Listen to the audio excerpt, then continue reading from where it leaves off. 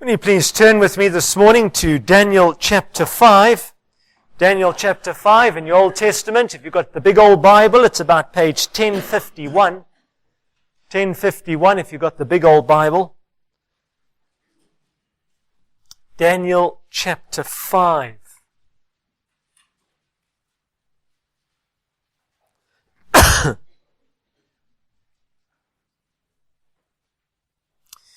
Just reading the first 5 verses this morning, although we're looking at the entire chapter. King Belshazzar gave a great banquet for 1,000 of his nobles and drank wine with them. While Belshazzar was drinking his wine, he gave orders to bring in the gold and silver goblets that Nebuchadnezzar his father had taken from the temple in Jerusalem, so that the king and his nobles, his wives and his concubines might drink from them. So they brought in the gold goblets that had been taken from the temple of God in Jerusalem. And the king and his nobles, his wives and his concubines drank from them. As they drank the wine, they praised the gods of gold and silver, of bronze and iron and wood and stone.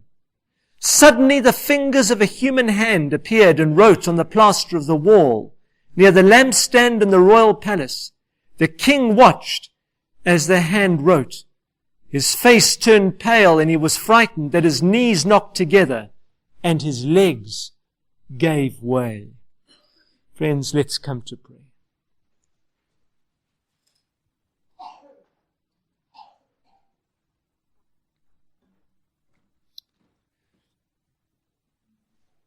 Gracious and eternal God, we do thank you again for being able to gather around your word.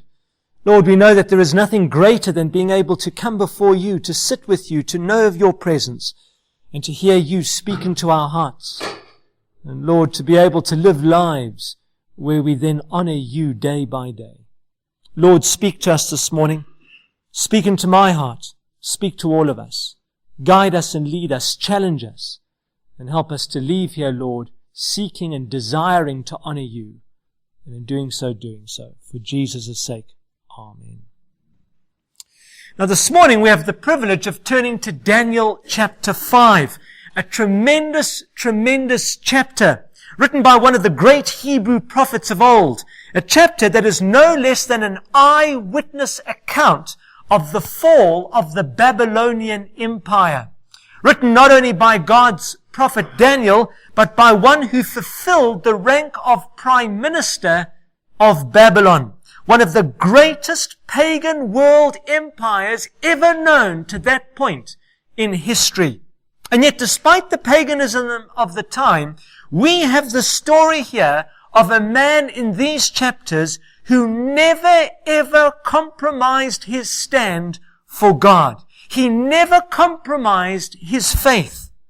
And archaeologists have found over 10,000 fragments of writing in the remains of the great libraries that they have gone and dug up in Babylon, proving the very truthfulness of this account, proving every single line and word about this man Daniel that we have recorded for us in this book. A book which speaks of a man of God who was set apart for God, and he took his stand alone for God.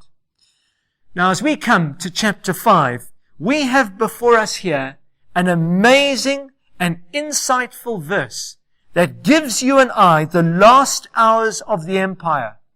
One where we turn and we see the dream of Daniel chapter 2 starting to take its fulfillment. All as we move from the head of gold to the arms and the chest of silver. Or that is, a transition in this chapter starts to take place, in that the old Babylonian Empire goes out, and we see the rise of the Medo-Persian Empire. Now, as we begin this chapter, let me remind you of a very important verse. In Ezekiel chapter 18, verse 20, it says this: "The soul that sins shall die." The soul that sins shall die. And this chapter is a very vivid commentary of that verse, that sin always brings death in the life of an individual and of a nation.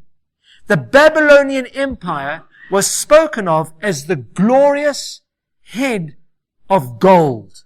Its wealth was extensive. As I've said to you previously in the study, every building in Babylon was covered in sheets of pure gold. Its military might was tremendous, and its rule was phenomenal. It extended from the borders of Turkey all the way down into Egypt and all the way across to the borders of India. But as time went on, its leaders and its people fell into increasing corruption, till by chapter 5, we have verse by verse the causes of this empire's end. And certainly as I studied into this passage this last week, I believe we have a message here of tremendous relevance for South Africa in the year 2012. For there is little that gets people excited in our country today except the increasing pleasures of materialism and perhaps rugby and cricket. And so what amazes me very often is this need amongst people today to revel in something in the midst of a dying society. Now here in chapter 5, as this chapter opens, it opens with an orgy. It is filled with desecration, blasphemy, evil acts, and just utter materialism on a vast scale. And in the midst of all of this, God is one who intervenes suddenly and powerfully, and God turns and pronounces doom upon an empire, which was fulfilled within a matter of hours. Now I believe that all civilization in our world today follows this very same pattern in life.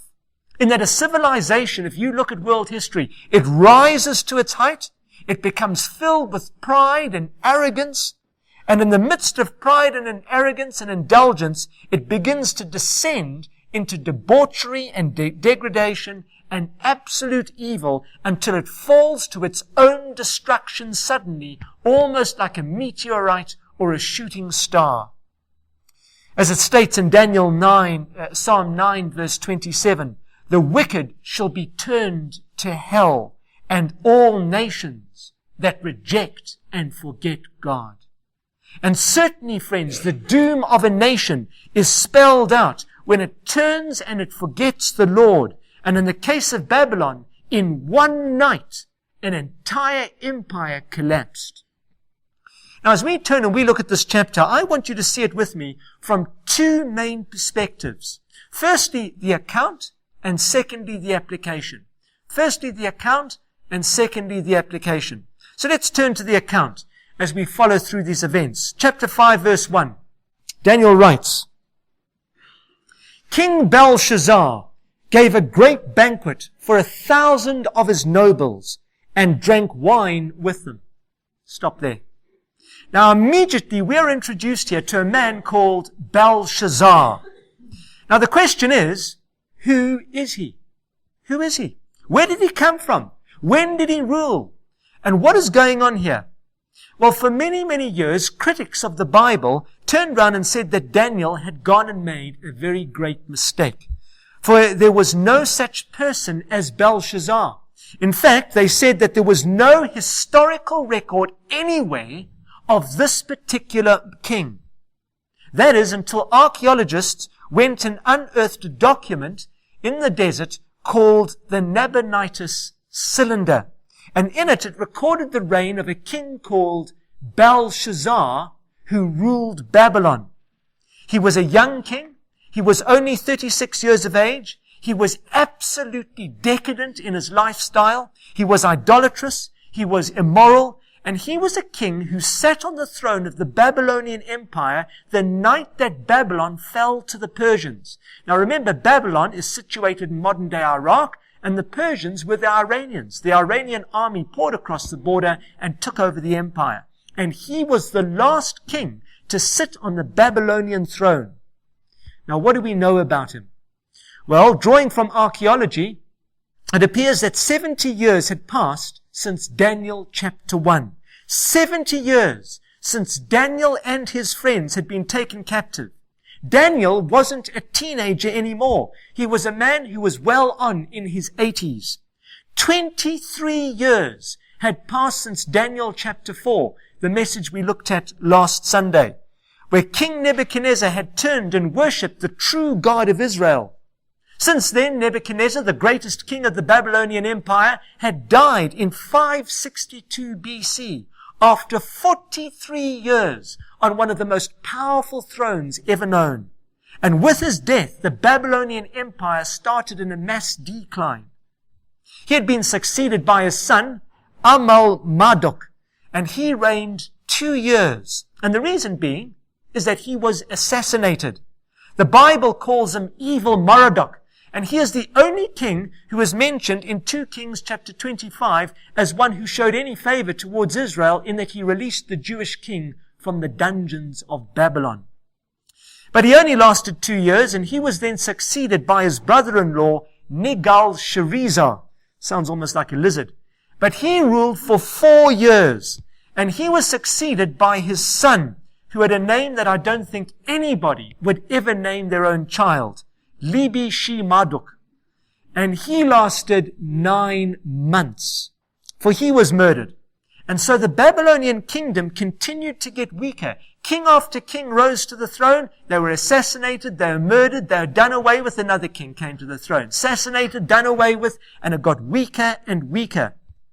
Till finally, one of the conspirators who murdered Libi-Shi went and appointed a man by the name of Nabonidus to be king. And he reigned for 17 years until he was defeated by Cyrus, king of the Medo-Persians.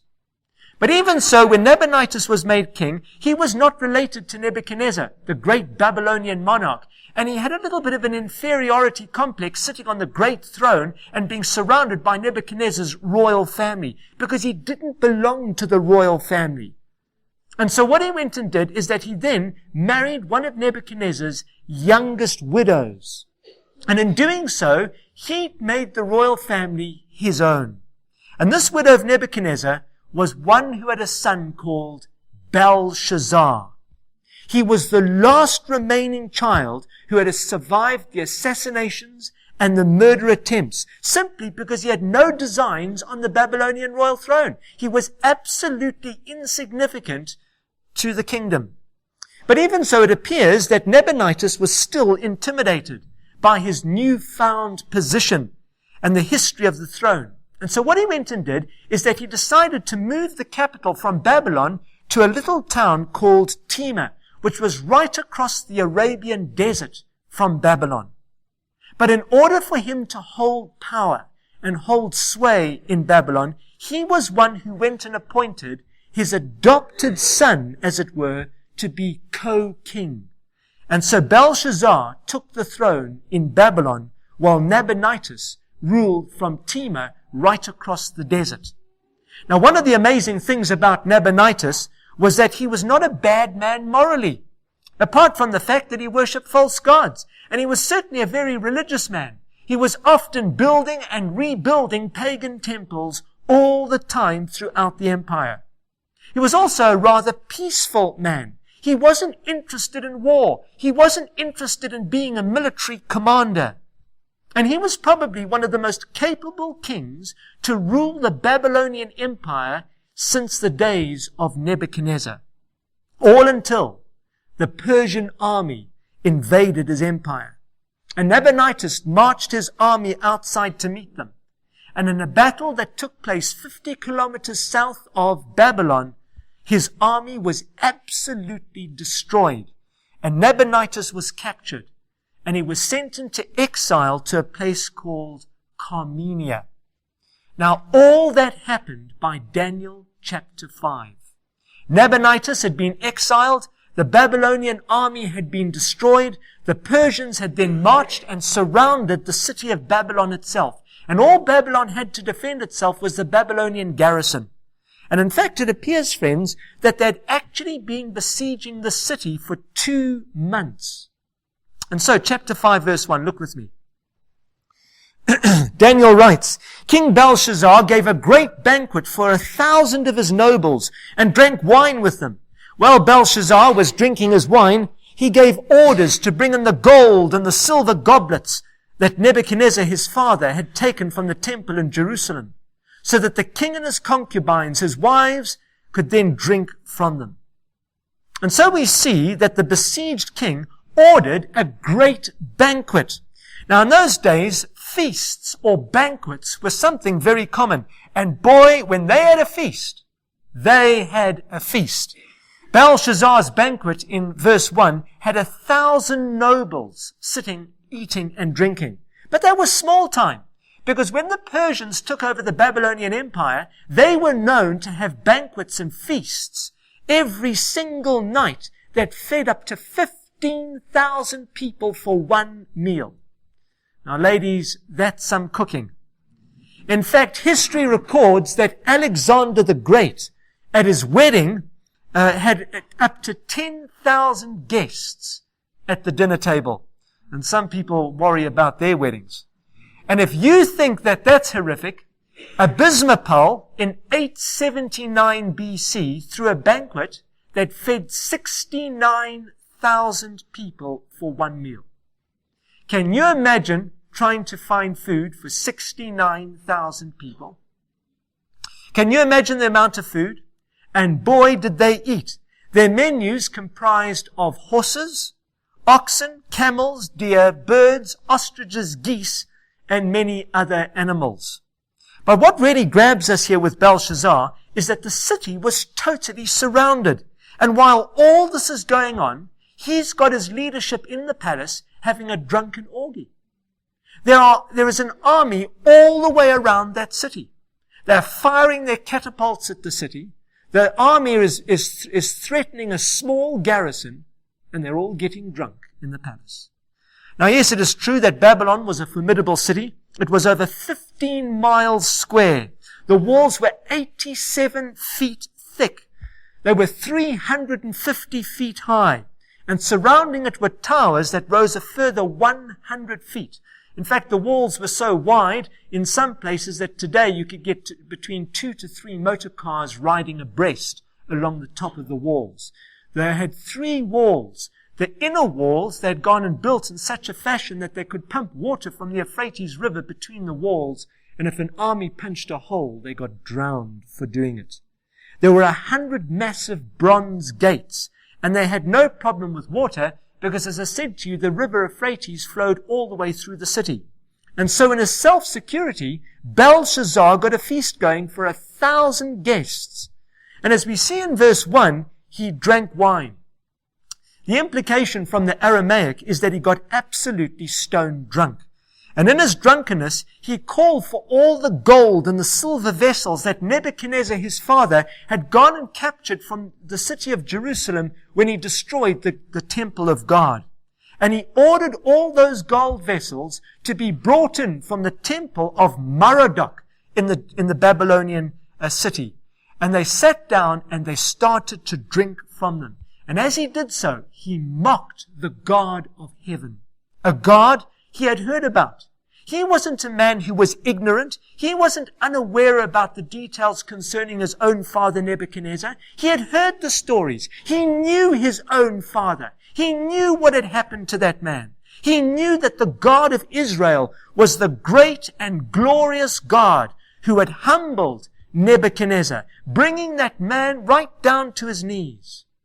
And yet in his own drunken folly, he decided to mock that same God, using those holy vessels from the temple of God in debauchery and challenging the God of the universe. And you know something? God was one who accepted the challenge.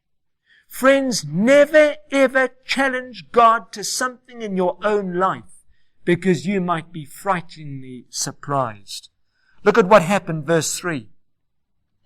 So they brought in the gold goblets that had been taken from the temple of God in Jerusalem. And the king and his nobles and his wives and his concubines drank from them. As they drank the wine, they praised the gods of gold and silver, of bronze, iron, wood, and stone. Do you see that? He started to praise his own deities, his own gods, starting with the most precious gold and going all the way down to the most worthless stone. And all as he did so, he drank from the goblets which had been dedicated to the God of eternity in the temple of Jerusalem. And the music played, and the drunkenness increased. And the laughing and the cursing and the blasphemy got louder and louder. As the orgy continued, it fell into physical and sexual abuse and lust. And if you doubt that, we have records which describe in detail the immorality that occurred at those feasts. But now, secondly, let's look at the sign in verse 5. Suddenly, the fingers, do you see that? Friends, fingers of a human hand appeared and wrote on what? The plaster of the wall near the lampstand in the royal palace. The king watched as the fingers wrote. Now just imagine this, people. The party is at its height. They're laughing. They're having a wonderful time. And God suddenly says in heaven, my anger has reached its limit. I will not contend with this wickedness anymore. And suddenly, fingers, not even a hand, just the fingers appear and started to write on the wall. And supernaturally, words started to appear inscribed on the plaster. And the drinking and the debauchery and the music suddenly stopped. And there was a deathly silence and a hush. And fear filled the whole group. Now you'll notice in verse 5 that these fingers appeared near the lampstand. And the reason that God went and allowed this is so that everybody could see it. And by the way, the lampstands in those days were put in the place where the king sat. He was the center of the party. You didn't go and sit and have your party down in the corner in a little clique. You had it around the king. He was the center of absolutely everything.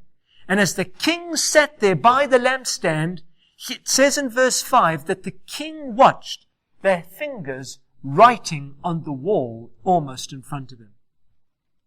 A few years ago, an archaeologist by the name of Corway, who went and excavated Babylon, found a large room in the palace from the days of Belshazzar.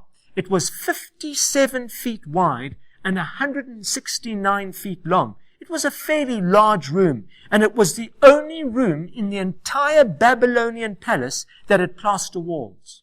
Isn't that amazing? And the Word of God says that the fingers wrote upon plaster. Corway also states that in the one end of the room there was a niche where the king's throne was put.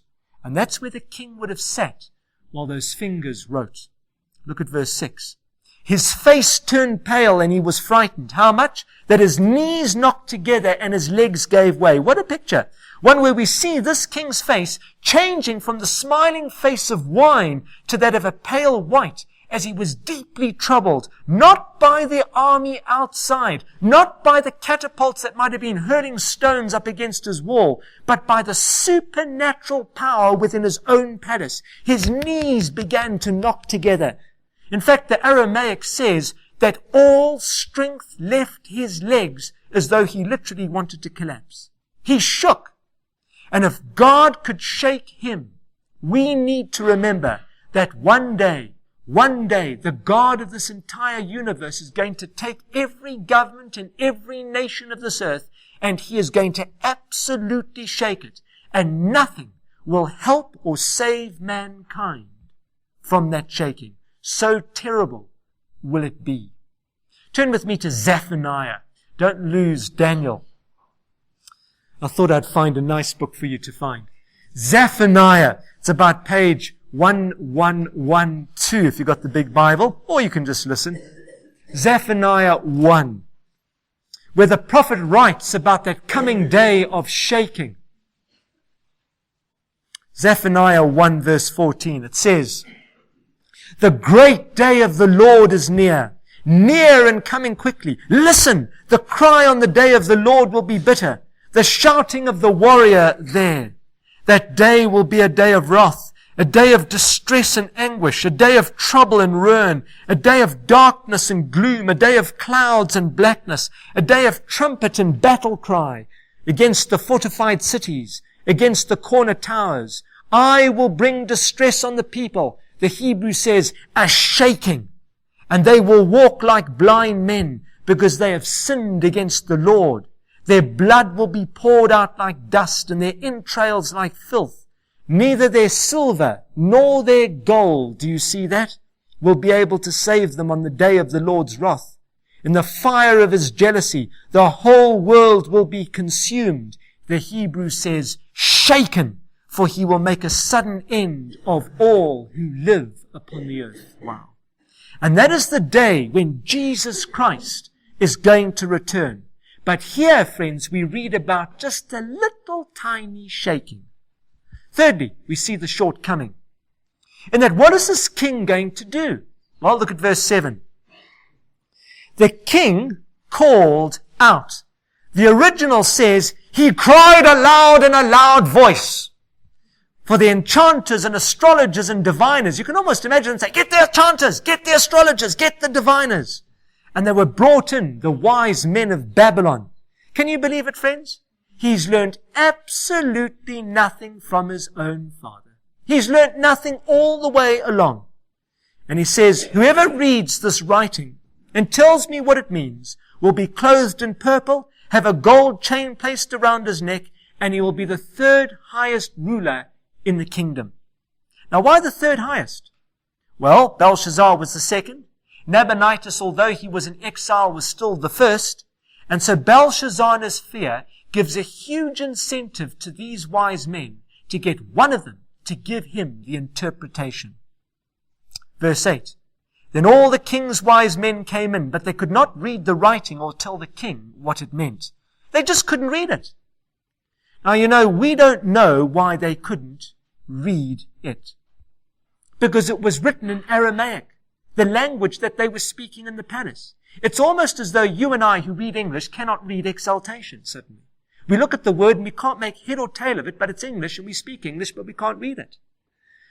They couldn't understand it. God had blinded their minds most probably to the actual letters of the words.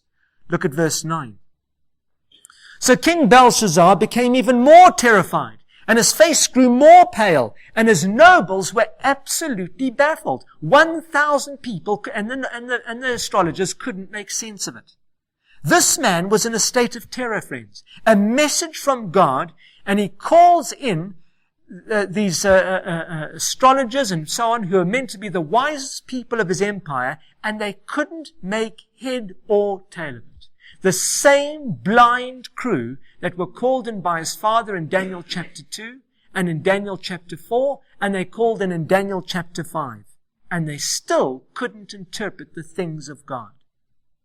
Now, frankly, friends, it's getting a little ridiculous.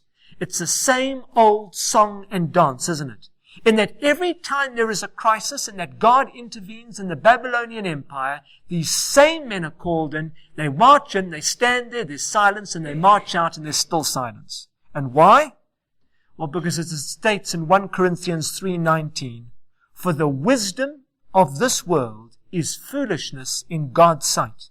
As it is written, He catches the wise in their craftiness, and again, the Lord knows the thoughts of the wise are absolutely futile."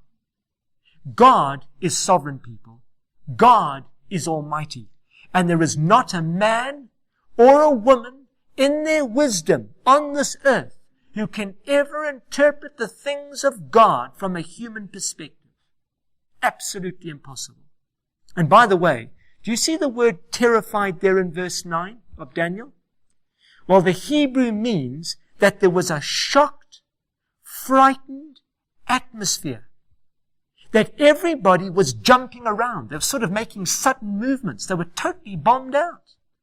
And so we see the scene, the sign, and the shortcoming. We now come to the summons, verse 10. It states, "The queen, hearing the voices of the king and his nobles, came into the banquet hall." Now this queen would have been Belshazzar's mother. And as we see, because of her age and dignity, she wasn't involved in the orgy. She wasn't involved in the drunkenness and the immorality that was going on. But even so, she had heard, and she came rushing into the banquet hall. It says in verse 10, or she said, "O king, live forever." You say that to kings. "Don't be alarmed. Don't look so pale. There is a man in your kingdom who has the spirit of the holy gods in him."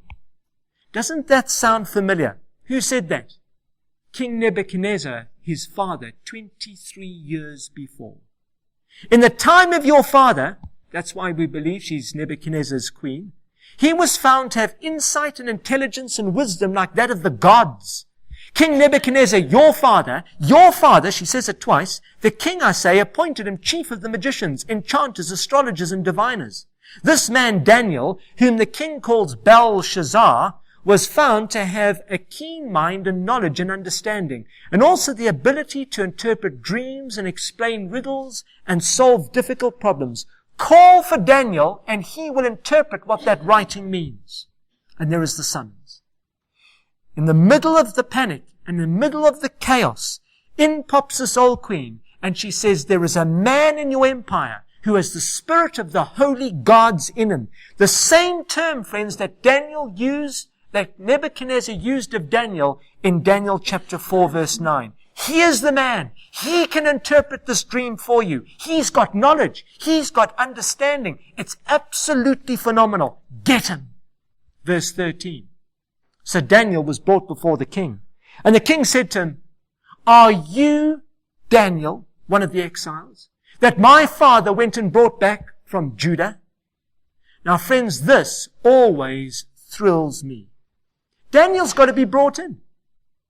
Never once do we read of Daniel just sitting in the crowd. He always had to be found and brought in. He was never involved in the orgies and the drunkenness and the immorality that went on in the palace. He was a man who lived his life for God. He was committed to God, and he lived that life. And so should we all. In that Christians are not to be found in the drunkenness of the middle of the Christmas office party. Christians are meant to be people who are absolutely different. They've got to find the Christian. We're not involved in the immorality of the time.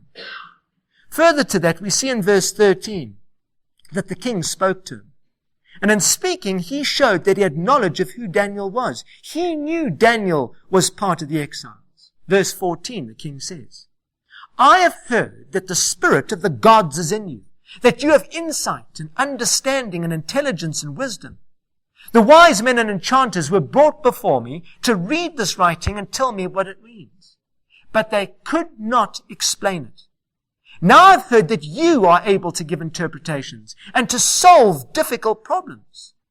If you can read this writing and tell me what it means, you will be clothed in purple and have a gold chain placed around your neck, and you will be made the third highest ruler in the kingdom. Now Daniel, friends, is not intimidated by this, nor is he in fact interested in becoming a ruler in the kingdom. There is only a few hours left. After all, imagine this. An invading army pours into the capital, and you're a high-ranking official. You're likely to be the first to have your head chopped off. And so Daniel, in his 80s, just wasn't interested. And so we come to Daniel's sermon. Look at verse 17. Then Daniel answered the king, you may keep your gifts for yourself and give your rewards to someone else. What courage. Imagine saying that to a very drunken, furious king. Nevertheless, I will read the writing for the king and tell him what it means. Now, you know, we live in a world today, friends, where people would just love for somebody rich to come along and just give them things. Whatever it is, just give it to them. But Daniel couldn't care less. Instead, he was a man who was filled with holy zeal. He had no interest in gifts and rewards.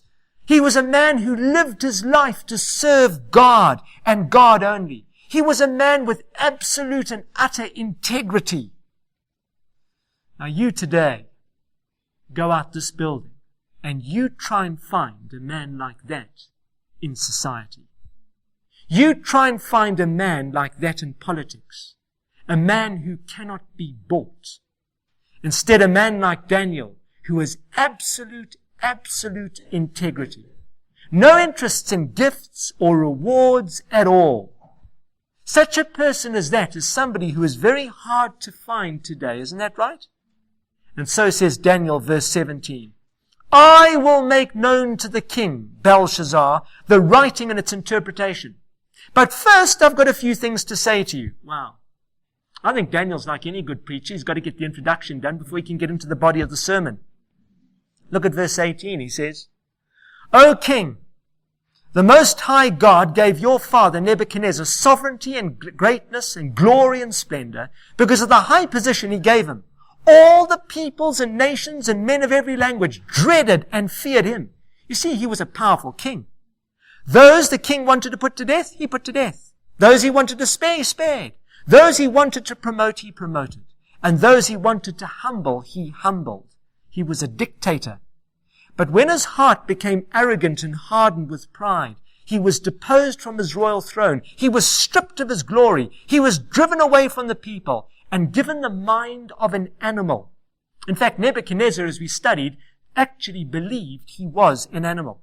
He lived with the wild donkeys and ate grass like cattle, and his body was drenched with the dew of heaven, until he acknowledged that the Most High God is sovereign over the kingdoms of men and sets over them anyone he wishes. That is to say, that Nebuchadnezzar, due to his power, became proud. That so much so that God struck him down, so that like an animal for 7 or 8 years of his life, he was absolutely humbled until he lifted his eyes up to heaven and he proclaimed God, King of Kings. And so Daniel then turns and he indicts Belshazzar on 3 accounts. Firstly, look at verse 22. He says to him, "But you, his son, O Belshazzar, have not," what? "Humbled yourself, though you knew all this." In other words, says Daniel, you, O king, have sinned against knowledge. You knew what happened to your father. You're not ignorant as you sit there on your throne. You can't just sit there and claim to be a pagan king. You can't. You knew what happened. You knew your father. You saw the dealings of God in his life. You saw how God dealt with the pride of Nebuchadnezzar. You knew. And yet you did not humble yourself, but you continued to rebel against God. And you know, people, our God is one who says the same thing to you and I sitting here today. That anyone who sits under the preaching of Jesus Christ and yet refuses to come to Christ in their own daily life, refuses to live their life for the Lord, refuses to change their life, is one like Belshazzar who is rebelling against knowledge. In the sense that you are rebelling against the revealed truth of God in your life. One knows how one's life is to change, and if one doesn't obey that, you are in rebellion. One of the most terrible of sins, as the writer to the Hebrews states. Turn with me to Hebrews chapter 10 if you would like to. Hebrews chapter 10. It's about page 282 in the big Bible. Hebrews chapter 10. I hope you're all with me. I must say, I'm excited about this. Hebrews chapter 10, verse 29. It says there on this, those who rebel against knowledge, how much more severely do you think a man deserves to be punished who has trampled the Son of God underfoot? Do you see that? Who has treated as an unholy thing the blood of the covenant that sanctified him, and has insulted the Spirit of grace. For we know him who said, "It is mine to avenge, I will repay," and again, "The Lord will judge his people." It's a dreadful thing to fall into the hands of the living God. People, this king was under punishment. He was sinning against knowledge. He was sinning against the revealed will of God. And there is no greater punishment than to do that. And no greater punishment in our day and age than to reject Jesus Christ. The second indictment, verse 23, Daniel says, "Instead you have set yourself up against the Lord of heaven. You had the goblets from his temple brought to you, and you and your nobles and wives and concubines drank wine from them. You praised the gods of silver and gold, of bronze and iron and wood and stone, which cannot see or hear or understand. But you did not honor the God who holds in his hand your life, and all your ways." Second indictment. You, O king, have blasphemed God. It's bad enough to sin against his light. It's terrible to blaspheme him. Thirdly, verse 24. "Therefore," says Daniel, "he sent the hand to write the inscription. This is the inscription that is written on the wall. Mene, Mene, Tekel, Parsin. In other words, says Daniel, God saw your sin, Belshazzar, and so he sent the fingers to witness in life against you. You. And what did God say? Mene, Mene, Tekel, Parsin. Now what does that mean? Verse 26. Mene, God has numbered the days of your reign and brought it to an end. That is what Mene means. It means numbered. And as we see, God repeats it twice. In other words, your number's up. Your number's up. Verse 27, Tekel. You have been weighed in the scales and found wanting. That is, in God's sight, you have been found to be far too light when you were weighed. Now, in those days, they would put whatever the standard of weight was on the one side of the scale, and then they would put the article on the other side of the scale, and it would have to balance itself out. Well, says Daniel, according to God's standard, you are too light. You are too light. You won't make it. You are too light. According to God's standard, you are too light morally, too light spiritually, and you are falling far short of eternity, far short of heaven. And finally, Perez, verse 28. Your kingdom is divided and given to the Medes and Persians. Perez means divided. And so to put it together, numbered, too light, divided. Or if we want to put it in clearer terms, God says, King Belshazzar, your kingdom is going to be destroyed. Why? Well, because it lacks any form of moral and spiritual value. It doesn't meet the standards of a holy, eternal God. And you, Belshazzar, as king, have been found to be too light, and you fall short of eternity. You will never get into heaven. That is the message. What happened? Look at verse 29. Then as Belshazzar commanded, Daniel was clothed in purple, a gold chain was placed around his neck, he was proclaimed the third highest ruler in the kingdom. If I was Belshazzar and I heard that, I'd probably run out of the palace and forget the gold chains. That very night, Belshazzar, king of the Babylonians, was what? Slain. And Darius the Mede took over the kingdom at the age of 62. In fact, that's exactly what happened. On the 16th day of Tishri, 539 BC, the Medes dammed up the river Euphrates and they lowered the water, and they sent in their soldiers in waist-deep water under the ducts of the city into the tunnels. They opened the gates, they killed the guards, and the Persian army entered. And at that very moment, soldiers ran into Belshazzar's room